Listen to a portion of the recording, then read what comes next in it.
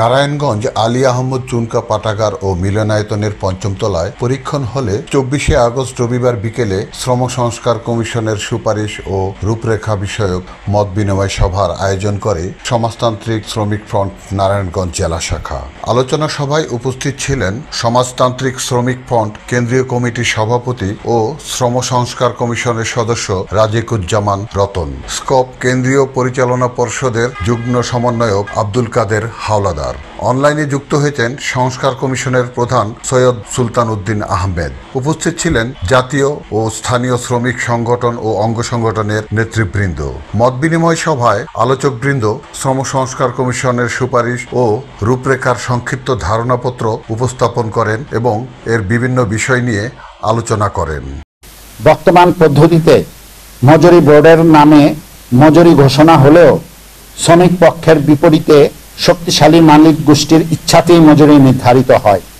এর অবসান করতে কমিশন ন্যূনতম মজুরি নির্ধারণের জন্য একটি মানদণ্ড তৈরির সুপারিশ করেছে, যেখানে শ্রমিক পরিবারের মাসিক খাদ্য ব্যয়, খাদ্য বহির্ভূত ব্যয় যেমন বাসস্থান, স্বাস্থ্য, শিক্ষা, সামাজিক ও বিনোদন এবং ন্যূনতম মাসিক সঞ্চয় বিবেচনায় নিতে হবে। পরিবারের একক উপার্জনকারীকে বিবেচনায় নিয়ে এমন মজুরি নির্ধারণ করতে হবে যেন শ্রমিক তার পরিবারের প্রয়োজন মেটাতে পারেন। কমিশন ন্যূনতম মজুরি নির্ধারণ প্রক্রিয়ার স্বচ্ছতা ও জবাবদিহি নিশ্চিত করতে প্রতিটি সেক্টরের মজুরি সুপারিশ করার সময়ে মজুরির পরিমাণ নির্ধারণের ভিত্তি, মজুরির হিসাব পদ্ধতি ও মজুরির পরিমাণ নির্ধারণে ব্যবহৃত তথ্য উপাত্ত প্রকাশ করার সুপারিশ করেছে।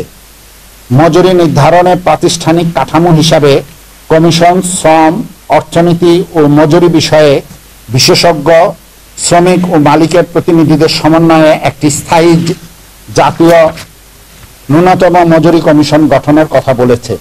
এই স্বাধীনতার পর এই প্রথম এরকম একটি শ্রম সংস্কার কমিশন গঠন করা হয়েছে, যেটা একটি যুগোপযোগী। এখন আমরা বিগত সময় দেখেছি অনেক আইন আছে, কিন্তু আইনের কোনো বাস্তবায়ন নেই। আজকে এখানে কমিশনের নেতৃবৃন্দ রয়েছেন। আপনারা যেই সুপারিশ শ্রম কমিশনের মাধ্যমে সরকারের কাছে উপস্থাপন করেছেন, সেটা আমরা কিভাবে বাস্তবায়ন করতে পারবো সেই দিকে আমাদের একটি দিক নির্দেশনামূলক আজকে আমাদের নেতৃবৃন্দ বলবেন, যাতে করে আমরা এই শ্রম সংস্কার কমিশনের যে সুপারিশগুলো বাস্তবায়নের ক্ষেত্রে যে লড়াই সংগ্রাম, যে আন্দোলন গড়ে তোলার ক্ষেত্রে যে ভূমিকা, আমরা রিরোলিং স্টিম শ্রমিক ফ্রন্ট সেই ভূমিকায় অংশগ্রহণ করব। আমরা সর্বোক্তভাবে সেই আন্দোলনে সহযোগিতা করব। সবাইকে ধন্যবাদ। প্রিয় বন্ধুরা, আজকে যেই মত বিনিময় সভার আয়োজন করা হয়েছে, এখানে আমি উপস্থিত থাকতে পেরে আমি ব্যক্তিগতভাবে আমি আনন্দিত।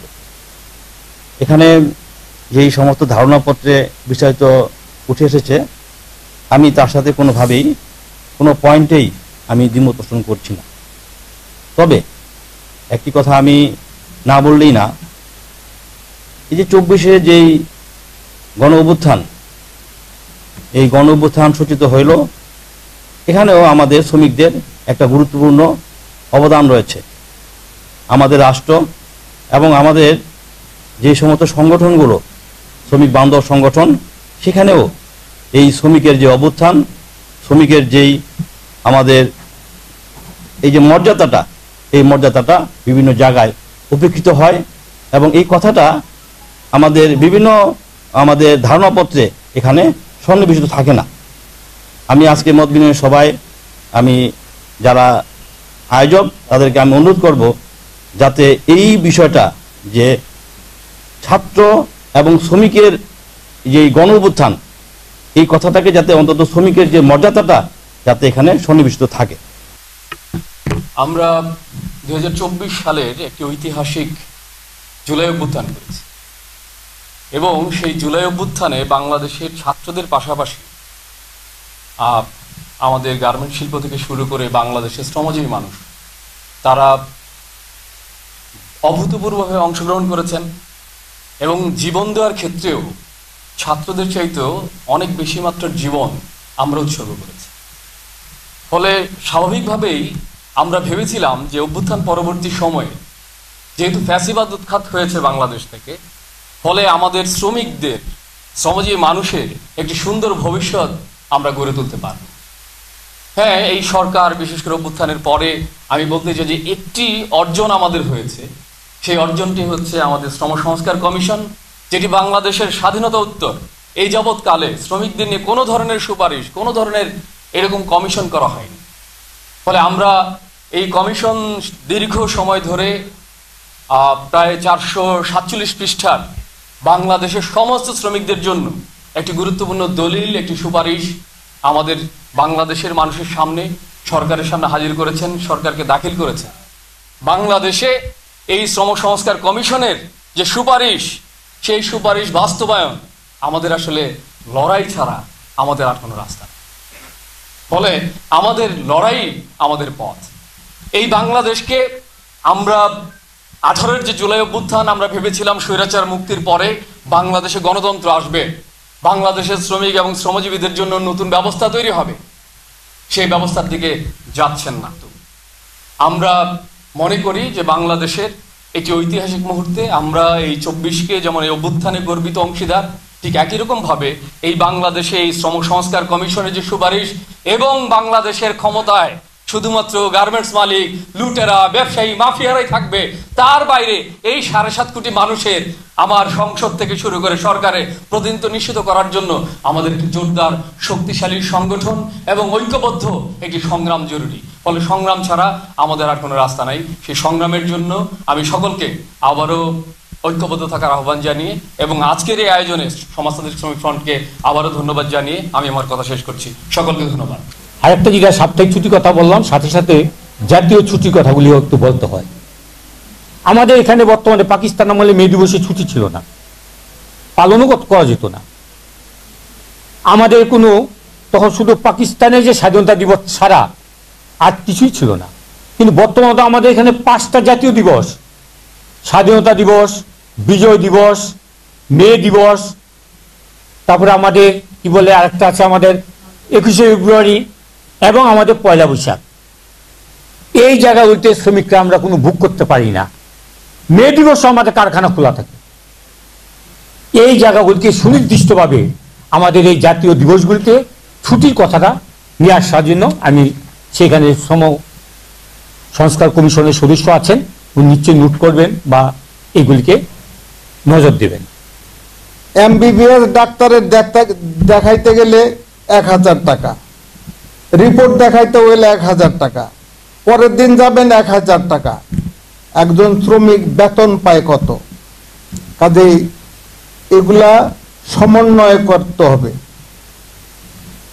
এগুলা সমন্বয় করে শ্রম সংস্কার কমিশন যে সুপারিশমালা দিয়েছে তার রেজাল্ট কি হয় সেটার জন্য শ্রমিকদের প্রস্তুত থাকতে হবে। এখন আমরা আমাদের শ্রম সংস্কার কমিশন আমাদের সকল বিষয়গুলো খুঁজে বের করে উত্থাপন করেছেন। আমরা যদি এখন এই সংস্কার কমিশনের সকল প্রস্তাবনা বাস্তবায়ন করার জন্য সারা দেশের শ্রমিক সংগঠনগুলো এবং শ্রমিকরা ঐক্যবদ্ধ হতে না পারি, আমরা যদি লড়াই সংগ্রাম করতে না পারি, তাইলে কিন্তু ওই 460 পৃষ্ঠার জায়গায় 460 পৃষ্ঠাই থাকবে। আমরা এখন যা আছি তাই থাকব। আমাদের এই দেশে যত লড়াই সংগ্রাম হয়েছে, যত অভ্যুত্থান হয়েছে, যত সরকার বদল হয়েছে, সকল লড়াই সংগ্রামে সবচেয়ে বেশি অবদান ছিল শ্রমিকদের, শ্রমজীবী মানুষের। ওই পাকিস্তান আমল বলেন, বাংলাদেশ আমল বলেন, সরকার বদলের আন্দোলন বলেন, সব আন্দোলনে এর রেজাল্ট হলো কোনো আন্দোলনই, কোনো অভ্যুত্থানের পরই শ্রমিকদের কোনো অর্জন নাই। আপনার সংগঠনের নেতৃবৃন্দদের এখন দায়িত্ব হলো শ্রমিকদেরকে সংগঠিত করা এবং শ্রমিক আন্দোলন জোরদার করা এবং ঐক্যবদ্ধ শ্রমিক আন্দোলন জোরদার করা। বিভিন্ন শ্রমিক সংগঠন থাকতে পারে, বিভিন্ন রাজনৈতিক দলের অনুসারী থাকতে পারে, কিন্তু শ্রমিকদের স্বার্থে, শ্রমিকদের আন্দোলনের স্বার্থে সকল শ্রমিকদের ঐক্যবদ্ধভাবে লড়াই সংগ্রামের মধ্যে নিয়ে আসা ছাড়া আমরা সমসংস্কার কমিশনের যত ভালো সুপারিশই দেখ, এটা শ্রমিকদের কোনো কাজে আসবে না। কিন্তু আসেন আমরা আজকে শপথ নিই যে আমরাও সেইভাবে বাস্তবায়ন করব এবং আগামী 9 তারিখ নারায়ণগঞ্জ জেলার এখানে যারা আছেন আমার সংগঠন সহ সবাইকে অনুরোধ করব যে সবাই মিছিল করে আপনারা স্মারকলিপিটা ডিসির কাছে দিবেন, এই কথা বলে। আর চুক্তি বাস্তবায়নের জন্য মিনিমাম ওয়েজের সব কিছু রতন ভাই বলছেন, যদি আমরা শ্রম কমিশনের রিপোর্ট বাস্তবায়ন করতে চাই তাহলে ঘরে বসে হবে না, আমাদের রাস্তায় থাকতে হবে। রাস্তায় ঘুরিয়া আমরা সবাই একই কণ্ঠে স্লোগান দিতে হবে, দুনিয়ার মজদুর একাও শ্রমিক শ্রম কমিশনের রিপোর্ট বাস্তবায়ন করো, শ্রমিক কর্মচারী ঐক্য পরিষদের 9 দফা বাস্তবায়ন করো। এই স্লোগানটা যদি দিয়া আমরা ডিসির কাছে স্মারকলিপি দিতে পারি তাহলে আমাদের এই যে তারা এত পরিশ্রম করছে শ্রম কমিশনের যে 460 পাতা রিপোর্ট এগুলো বাস্তবায়ন এবং ঐক্য পরিষদের 9 দফা বাস্তবায়ন হবে। আপনাদের সবাইকে অভিনন্দন জানাই এতক্ষণ পর্যন্ত যে আপনারা শুনছেন এবং আমার কথা শুনছেন, ধন্যবাদ জানাই। শ্রমিক কর্মচারী ঐক্য পরিষদ পক্ষ থেকে আপনারও আবারও অভিনন্দন জানাই এবং আমার সংগঠন বাংলাদেশের জাতীয় শ্রমিক জোটের পক্ষ থেকে আবার সমাজতান্ত্রিক শ্রমিক ফান্ড আমাদেরকে যে ঋণে আবদ্ধ করলো সেইটা তাদের ঋণ হয়তো কোনোদিন পরিশোধ করতে পারবো কিনা জানি না, তবে চেষ্টা করবো। আপনাদের সবাইকে ধন্যবাদ। দুনিয়ার মজদুর রাখা। একটি কথাই বলতে চাই, রতন ভাই, কাদের ভাই যে আহ্বানটি জানালেন, রক্তের বিনিময়ে পাওয়া আমাদের এই সংস্কার কমিটির প্রস্তাবনা, এটা যাতে টেবিলে চাপা পড়ে না থাকে, এটার যাতে একটা সর্বোচ্চ বাস্তবায়ন করতে পারি এবং সেটা সম্ভব ঐক্যবদ্ধ থাকা, ঐক্যবদ্ধ হয়ে বাস্তবায়নের সংগ্রাম গড়ে তোলা। সেক্ষেত্রে তারা যে পরামর্শগুলি দিয়ে গেছেন আমরা সেগুলি নারায়ণগঞ্জে চেষ্টা করব। নারায়ণগঞ্জে স্কপের কার্যক্রম সীমিত হলেও কার্যক্রম আছে। আবার নারায়ণগঞ্জ জেলা শ্রমিক কর্মচারী সংগ্রাম পরিষদ ক্রিয়াশীল, স্কপ এবং স্কপের বাইরের শ্রমিক সংগঠনগুলির নিয়ে একটা জোট, এই জোটেরও একটা ক্রিয়া নারায়ণগঞ্জে আছে। এই সমসংস্কারের যে প্রস্তাব সেই বিষয়গুলি নিয়ে যেভাবে আলোচনার এখানে কথা বলা হলো আমরা চেষ্টা করব সেইভাবে একটা ঐক্যবদ্ধ আন্দোলন গড়ে তোলা। নারায়ণগঞ্জ একটা শিল্প শহর, এখানে আমরা একটা ভূমিকা রাখার চেষ্টা করব। আমি আবারও যারা উপস্থিত হয়েছেন বক্তব্য শুনলেন সকলকে অভিনন্দন জানিয়ে আজকের এই সমাবেশ, এই মত বিনিময় সভার কাজ এখানে শেষ করছি। একটা ঘোষণা, এই 26শে আগস্ট ফুলবাড়ি দিবস, এই ঐতিহাসিক ঘটনার কথা আপনারা জানেন। তেল গ্যাস খনিজ সম্পদ ও বিদ্যুৎ বন্দর রক্ষা জাতীয় কমিটির যে নারায়ণগঞ্জ শাখার পক্ষ থেকে শহীদ মিনারে 26 তারিখ বিকাল 4:30টায় সমাবেশ অনুষ্ঠিত হবে। আপনারা সকলে সেখানে অংশ নেবেন। সকলকে ধন্যবাদ। Report Shahjahan Chowdhury, NNTV, Narayanganj.